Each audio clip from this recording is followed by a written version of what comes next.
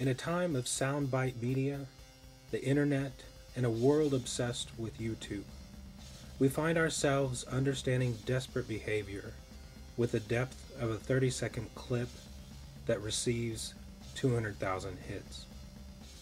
Yet those of us caught up in acts of desperation don't have the luxury of sound bites or dismissing a life in a downward spiral towards darkness. This is the story of my nephew Matt, his 17-year journey through darkness of abuse and addiction, his emergence from a world he saw had no love for him to a reality filled with understanding and brightness. Matt's biological father was not in the picture when Matt was born. The only brightness he had was in his mother and his grandmother. Matt's darkness would come from a man whose real darkness Matt didn't see coming. I'm Matt, I'm 17. Next thing I know, he chases me up the stairs with the wooden stick and he starts beating me with it. And I start screaming and I could hear my mom from the stairs, stop it.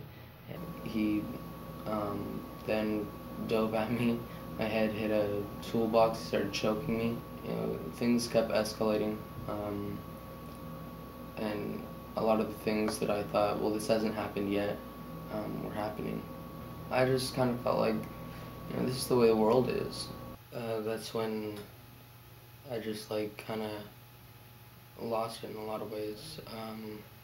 I just couldn't feel.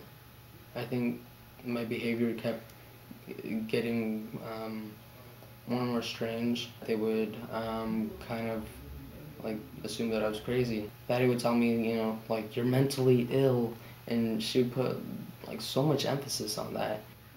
I got pops at school a few times, just when they spank you. And I remember that angered me a lot, somebody should be doing something about this. And so that's another reason I never spoke out over there, was because, how are they going to care about somebody else beating me if they're beating me at school? And I just felt like everything that, besides my mom, everything that I had ever known had turned on me. So we got a bunch of beer, and me being 12 at the time, I was like, okay, this is alright. When I woke up, I wasn't feeling all too good physically, but I was like, is there any more? So how often did you do drugs, or did you drink? Basically whenever I could get my hands on it. I ended up doing heroin. I ended up popping pills almost every day. At first it was just my Adderall. I would take a whole bunch of them, and later I started getting into opiates. And where did you get these? I usually stole them. This went on for a few weeks into the school year. One day I was just kind of passed out in my seat, and my teacher noticed this. He kind of just pointed me in the right direction, and I got in a program. It's really been kind of a life-changing thing where I kind of have to clean up some wreckage that I've caused. Are you happy now?